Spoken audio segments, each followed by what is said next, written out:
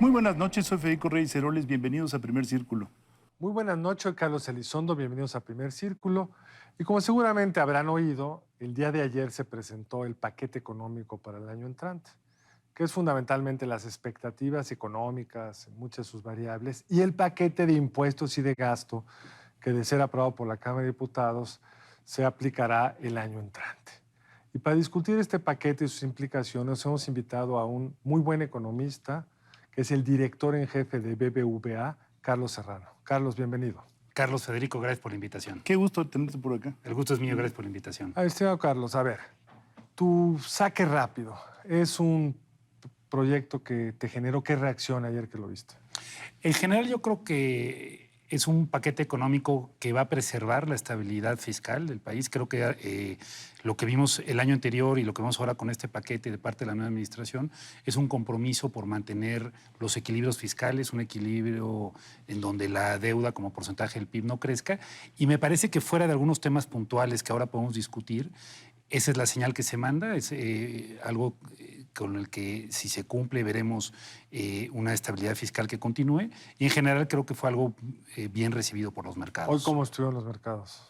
Estuvieron bien, hubo algunos movimientos que obedecieron a temas globales, pero en general desde ayer que se iba a conocer, el tipo de cambio reaccionó razonablemente bien. ¿Abren los mercados en domingo? El del peso sí, normalmente no, pero el peso, al ser una moneda tan líquida, tiene movimientos aún en sábado y domingo. No cualquier moneda emergente, pero el peso sí es una moneda que se transa en todo el mundo las 24 horas y pudimos ver una reacción relativamente favorable. No más deuda es una muy buena noticia, diría yo, ¿no? O no crecimiento de la deuda en términos porcentuales. Así es. Pero en el gasto sí hay una serie de cambios, ¿no? En las fórmulas de gasto, diría yo. ¿O tú no lo ves tan grave?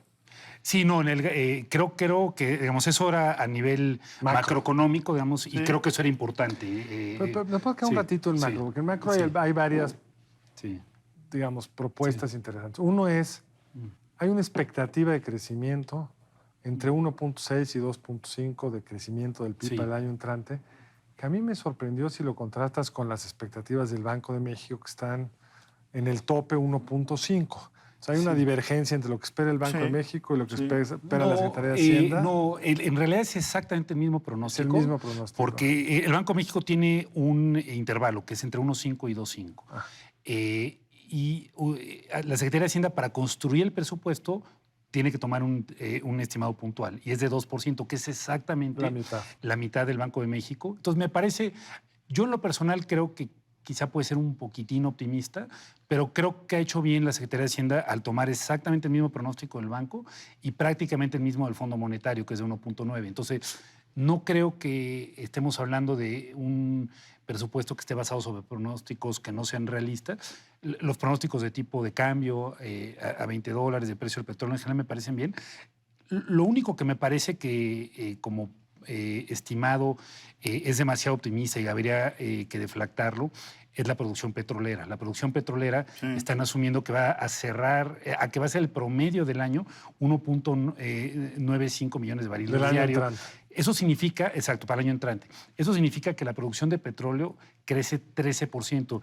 Yo no veo y no he visto en las explicaciones que se han dado el día de hoy que pueda explicar un crecimiento tan alto. Pero eso también puede ser una buena noticia, en tanto que, digamos, la producción privada de crudo ha aumentado en los últimos años, poquito, pero ha aumentado, es decir, que no pensarían terminar con los contratos y no permitirían que las reformas continuaran, porque si no, no hay forma de explicar ese crecimiento del... No, sin duda, y me parece que aún con la privada creo que es algo ambicioso, porque los privados están produciendo, pero apenas producen 15, 20 mil, muy poquito. Yo creo que esto va a ir creciendo y coincidiría, yo creo que la única forma, de hecho, otra cosa que me parece relevante comentar del paquete que tiene una importancia fiscal es la situación de Pemex. En efecto, es un paquete bueno que le asigna más poder de inversión a Pemex, pero me parece que la única forma para mí en la que se puede atacar de forma fundamental la problemática de Pemex es atrayendo capital privado, los famosos farm outs. En la medida que eso no se reactive, y entiendo que el gobierno lo está analizando, no va a ser posible inyectarle a Pemex la cantidad de recursos que necesita para estabilizar la producción, y simplemente no existe espacio fiscal para apoyar a Pemex.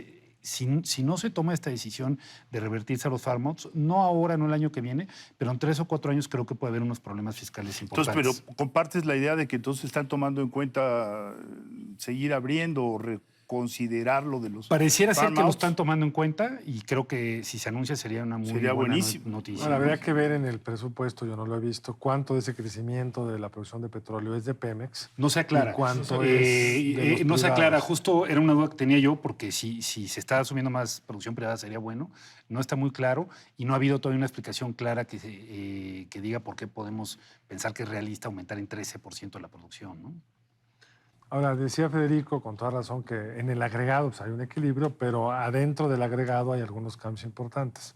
Sí. El gobierno ha prometido que le iba a dedicar más dinero a energía, a seguridad y a política social.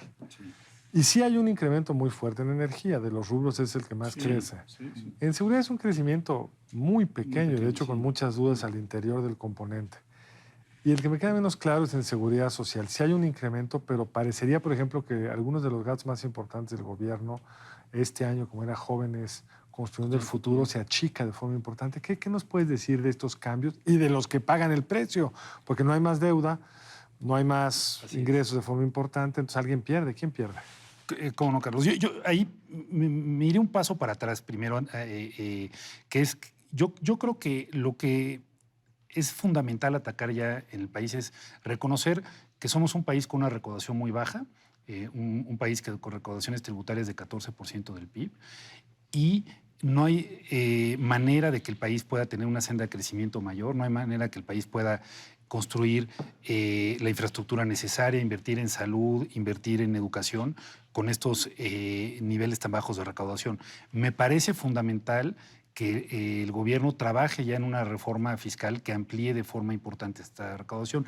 Hay algunos elementos que yo diría que son positivos en el tema recaudatorio, en lo que hoy se anunció. Por ejemplo, intentar reducir espacios para elusión fiscal, ¿no? Por ejemplo, personas que vendan por catálogo, que no reportaban impuestos, personas que estén en la economía digital, que no pagaban también. Creo que hay pasos importantes. Sin embargo, me parece que ir ya trabajando en una reforma fiscal de mayor calado es fundamental, porque de lo contrario, volviendo a tu pregunta, Carlos, pues ¿quién va a ir pagando esto? Pues lo va a pagar ciertas partes del gobierno, y a mí mi preocupación central, reconociendo que hay algunos renglones donde se está dando más recursos, es que hay muchas áreas del gobierno que me parece que ya están en los huesos, y yo creo que hay la capacidad de gestión y operativa del gobierno en muchos sectores, por ejemplo el sector salud, donde hemos visto casos más dramáticos, pero otros también, como por ejemplo el educativo, yo creo que ya está muy comprometida, y en ese sentido lo que vamos a seguir viendo son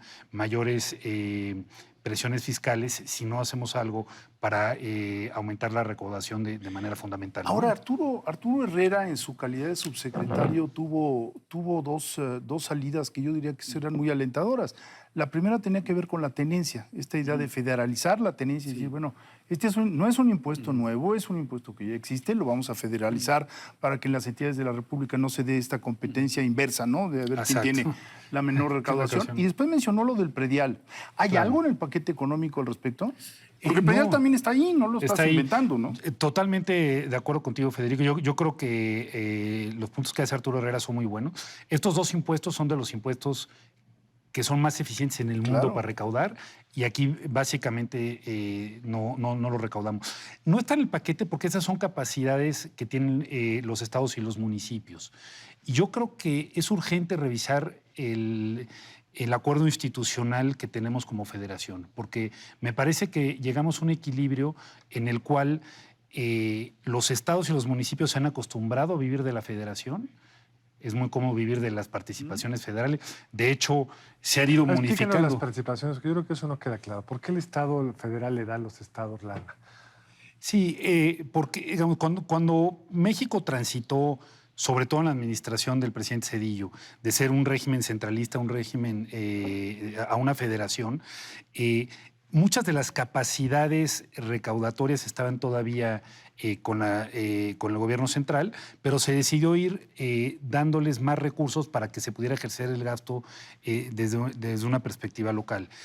Yo creo que eso fue sano. Por ley hay que darles a los estados. Exacto. Por no ley, no es la discrecional. participación no es discrecional. Y es algo que creo que ha ido siendo algo perverso, porque por ley, como apuntas, Carlos, la federación tiene que transferirle a los estados dos y grandes municipios. impuestos que son en principio nacionales. Los estados le dejan a la federación cobrar y la federación les da una parte de regreso. Exacto.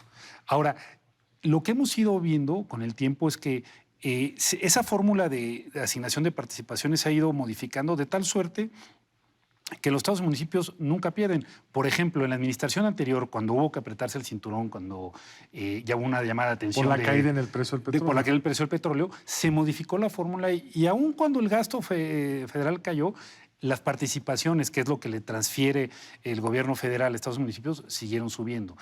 Entonces, yo creo que estamos en un equilibrio donde los estados dicen, pues aquí vamos modificando esto porque me siga llegando dinero del centro y políticamente yo no me ensucio recaudando. Yo creo que habría que revisar ese acuerdo de tal suerte que los estados, que esta fórmula se diseñe de tal manera que un estado que recaude más reciba más dinero, porque hoy no tienen incentivos a recaudar.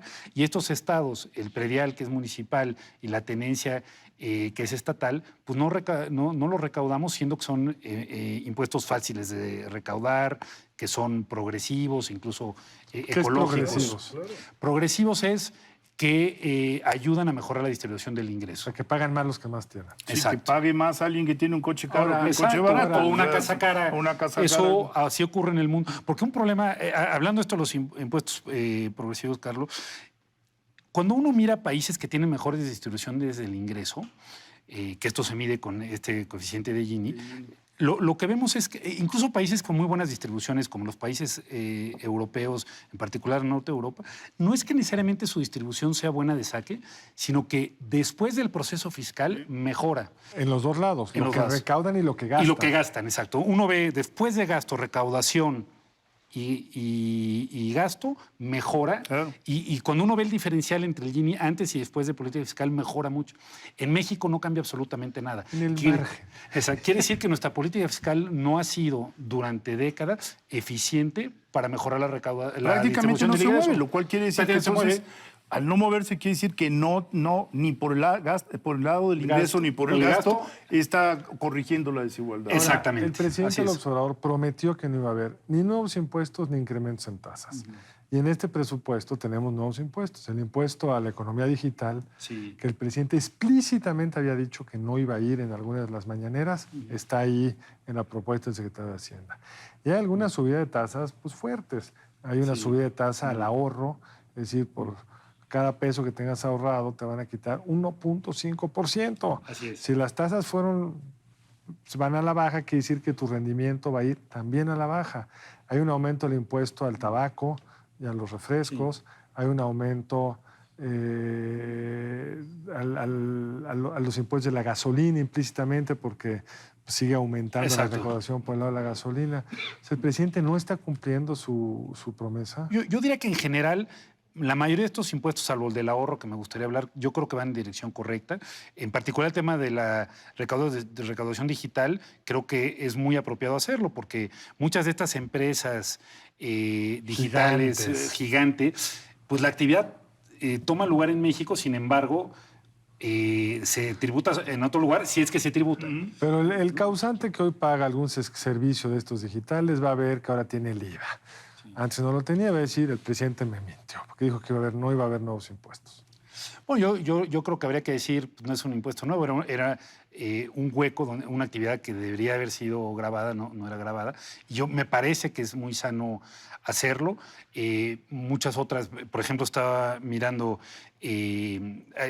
personas que tienen ventas por catálogo, yo pensé que era algo menor. Hay más de 2 millones de personas que viven que se van a ver afectadas. A ver, Carlos, este es un país en donde no se graban los autos de lujo, pero se va a grabar el ahorro. a mí no, como que no me cuadra muy bien el asunto, ¿no? A mí tampoco, Federico. Creo que es una mala política. Yo creo que somos un país que tendría que incentivar más el ahorro, sobre todo ahorro de largo plazo, porque sabemos hoy que el ahorro que se tiene a través de las Afores no será suficiente para tener pensiones dignas. Y creo que aquí me preocupa, se están lanzando incentivos contrarios a esto. Yo creo que es un país que debería de incentivar más el ahorro, menos el consumo. Y estamos haciendo lo contrario, estamos con estos impuestos al ahorro que creo que lo van a desincentivar y sin embargo estamos con exenciones en el IVA importantes en alimentos y medicinas. Yo creo que si eventualmente se hace una reforma fiscal habría que ir en sentido contrario, quitar estas exenciones, Claro. grabar el IVA, incluso un IVA mayor del que se tiene, que el IVA también es un impuesto fácil de recaudar, todos estos impuestos que ya hablábamos de autos de lujo, de predial. Y por el contrario, yo creo que habría que incentivar al ahorro, sobre todo que además esto va a afectar a ahorradores de menores ingresos, que hay ahorradores de mayores montos que ahorran fuera o que pueden tener mecanismos para evadir esto. Exacto.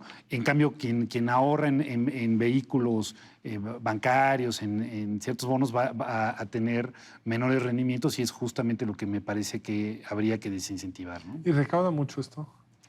Me parece que no será un cambio fundamental, digamos, estructuralmente no creo que esto le dé mucho más al gobierno y por el contrario, pues va a crear un desincentivo. Ahora, exacto. Tú decías al principio que te parece bien si se cumplen los supuestos. Exacto. Si se cumple que no gastas más, que creces lo que ibas a crecer, qué tan probable es que se cumpla, qué tan sostenible es el balance macroeconómico con una economía que todavía el gobierno en sus pronósticos para el 19 suena optimista respecto a lo que trae el grueso de los analistas. Entonces, ya este año, estamos en septiembre y todavía creen que vamos a crecer más de lo que vamos a crecer. Y si uno ve los números hacia adelante, pues debe ser muy duro para el presidente firmar un documento que dice que en el último año del sexenio estaremos creciendo todavía por debajo de 3. O sea que nunca llegaremos, deja tú a 4, a 5, a 6, ni siquiera a 3. Y un agravante, la caída en la recaudación. Así es. Que sí, eso sí les cambia el panorama porque ha sido muy acentuada en los últimos semanas, meses. Ahora, así es, sin duda, con la actividad económica. Yo creo que esto es un punto fundamental, Carlos. Desde luego, siempre puede haber errores en los pronósticos macroeconómicos. Este año en particular me parece que hay un riesgo importante de que esto no se cumpla porque hay muchas señales que nos dicen que el crecimiento global puede ser menor. La actividad manufacturera en el mundo está sufriendo consecuencias de este conflicto comercial entre Estados Unidos y China. Yo creo que hay maneras de atacar esto. Yo diría 2 o 3 cuestiones que creo que son importantes. Primero, creo que sería bueno que el país revise el tema de tener un consejo fiscal independiente. Claro, ¿qué es eso? Claro. Un consejo fiscal independiente es un consejo apolítico de expertos económicos que desde luego no son los que dictarían la política fiscal, esa la debe de dictar un gobierno electo democráticamente, pero pueden ayudar en una serie de cosas. Una son los pronósticos. En esta ocasión creo que los pronósticos están relativamente alineados a lo que se tiene, pero hemos visto en México ocasiones que llegamos a déficits mucho mayores por tener pronósticos muy optimistas. En la administración pasada, sin exactamente. La razón fundamental por la que subió 15 puntos la deuda los primeros 3 años 15 puntos respecto al PIB. del PIB fue por pronósticos muy optimistas que claramente, desde el momento que se hicieron, estaban muy lejos de lo que tenía el mercado. Entonces, me parece que un Consejo Fiscal que hiciera eso sería muy importante. No, y le da continuidad a las políticas fiscales. Desde luego. Es algo importantísimo. Y las institucionaliza. Claro, las desde institucionaliza. Luego. Otra cosa que sería importante es que el Consejo pueda pedir que se haga una revisión. ¿Qué me refiero con esto? Si cuando se tenga en mayo del año que viene los datos de crecimiento del primer trimestre ya queda claro para entonces que el crecimiento será menor, habría que hacer un ajuste para... O mayor, no seamos pesimistas. O mayor. Siempre. Eso puede ayudar. Sí. Y otra cosa que creo que es fundamental que podría ayudar un Consejo Fiscal independiente, y no solo un Consejo Fiscal, sino me parece que hay que cambiar las leyes fiscales. Yo creo que México debería ser un país que debería estar en posibilidades de tener una política contracíclica más eficiente. ¿Qué quiere decir una política fiscal contracíclica? Una en la cual cuando la economía esté creciendo menos de lo que puede crecer, lo que los economistas llamamos el crecimiento potencial, el gasto suba para amortiguar esa caída. Y por el contrario, cuando haya periodos de crecimiento alto, haya un mayor ahorro y eso ayuda a suavizar los efectos Pero de solo los lo choques. puedes hacer si es creíble que cuando estés creciendo de más vas a ahorrar. Exactamente. Porque lo bonito es gastar más siempre. Exactamente. De hecho, eso nos pasó. México fue un país. El problema que vimos fiscal en los últimos años es: México fue un país que, sin excepción, desde la crisis de 94 hasta el año 2009, todos los años tuvo un superávit fiscal primario. El país había llegado a un consenso en esa crisis tan fuerte de que tener finanzas públicas sanas era deseable. No sanas, sino súper sanas. Súper sanas, exacto.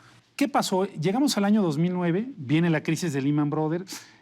Además tuvimos aquí la gripe aviar, la economía se contrae y me parece que una decisión que no era mala, se dice: vamos a abandonar la meta del superávit primario, vamos a gastar más para amortiguar esta caída como parte de esta política contracíclica. Hasta ahí todo muy bien. ¿Cuál fue el problema? Que nunca más se regresó a superávit. Les gustó el gasto, y desde el año 2009 hasta el 16, porque si no hubiera ocurrido, nos hubieran bajado la calificación, tuvimos sin excepción déficits fiscales primarios. Entonces, ahí vimos que había un hueco incluso en la propia ley de responsabilidad fiscal, que pensamos que era buena, que no se obligó a los gobiernos sucesivos a volver a tener finanzas públicas ordenadas. Me parece que un Consejo Fiscal Independiente también podría ayudar a hacer más creíble esto. Y incluso me parece que hoy este superávit que se apunta al punto 7, en mi punto de vista, podría ser incluso menor, porque es una economía que se está desacelerando mucho. Si tuvieras credibilidad en el otro lado. Exacto. Pero no se pudo ir a algo mayor porque esa credibilidad no existe y los mercados creo que no lo hubiesen tomado Hoy no bien. lo hubieran castigado bastante. Exactamente. Con un marco creíble podremos estar hablando incluso de un déficit primario que ayudaría a amortiguar esta caída. Para una de las grandes potencias de un buen gasto fiscal es un buen gasto en infraestructura. Y una de las cosas que a mí me sorprende de este paquete presupuestario es que la inversión no crece gran cosa, pero incluso en 2 de los 3 proyectos, de los 4 proyectos estrellas del gobierno, lo que pretenden gastar es ridículamente bajo. Ellos dicen que van a acabar Santa Lucía pues ya en menos de 3 años. Y el año entrante, el aeropuerto nuevo Santa Lucía, Felipe Ángeles, le pretenden dedicar 5.500 millones de pesos. ¿Qué hay detrás de esto? ¿Qué impacto va a tener? Me parece a mí que lo que está detrás de esto es el reconocimiento de lo que hablábamos. El país no tiene recursos fiscales suficientes para tener un programa de infraestructura medianamente decente. Y sin un programa de infraestructura medianamente decente, el país no va a lograr crecer. Necesitamos inversiones cuantiosas en puertos. Mucho se habla que tenemos que diversificar nuestro comercio, comerciar más con Asia. Eso no lo podemos hacer sin puertos buenos en el Pacífico, mejores carreteras, mejores aeropuertos. Y yo creo que lo que habría que examinar ahora que no existe el espacio fiscal para ello y que se reconoce en este presupuesto es la manera de traer inversión privada a infraestructura. Se requieren estos mecanismos de asociaciones públicos-privadas porque el gobierno, mientras no se haga una reforma fiscal de alto calado, no va a tener recursos para hacer infraestructura. Estos propios proyectos que señalas, Carlos, me parece que no se van a poder llevar a buen puerto con estos montos tan bajos. Ahora, esto que dices de la reforma fiscal, Carlos, yo creo que es una de las razones por las que esta economía no va a crecer. ¿A qué me refiero? Sí, el presidente ha prometido que en los primeros 3 años no va a haber crecimiento, no va a haber nuevos impuestos. Pero si tú no sabes por dónde van a venir los nuevos impuestos, pues vas a ser muy cauto en qué inviertes, porque lo que se ha oído de proyectos ahí que no llegan a nada, afortunadamente, impuesto a la riqueza, impuesto a la herencia, subir el impuesto sobre la renta a las personas físicas o morales, cuando en Estados Unidos está ya mucho más abajo que lo nuestro, ¿no debería el gobierno ya anunciar cuál va a ser su reforma tributaria para que el inversionista sepa por dónde venga y no esté todo temeroso de invertir en México? No podría estar más de acuerdo contigo, Carlos. Yo creo que más allá del daño que puede causar un impuesto, el daño que hay en inversión es la incertidumbre. Un inversionista puede perfectamente incorporar un nuevo impuesto y hacerlo eso en sus cálculos, pero si no sabe cuál es el impuesto sería grave. Yo creo que aún respetando esto que dice el presidente de hacerlo al 3er año, si se fuera trabajando ahora y se anuncia desde ahora que esa va a ser la intención de hacerlo, me parece que la inversión podría aumentar porque se eliminaría esta fuente de incertidumbre. Y me parece también, dicho sea de paso, yo creo que se requiere una reforma fiscal de alto calado. No me parece que el problema fundamental sea un tema de tasas de impuestos. Si uno revisa las tasas de impuestos en México, no es que en particular sean particularmente bajas. Incluso son altas, como decía. El gran problema que todos sabemos es de una base muy baja. ¿Qué es eso de una base? La base es el porcentaje de los agentes económicos, ya sea empresas o familias que contribuyen al fisco. Y es muy bajo.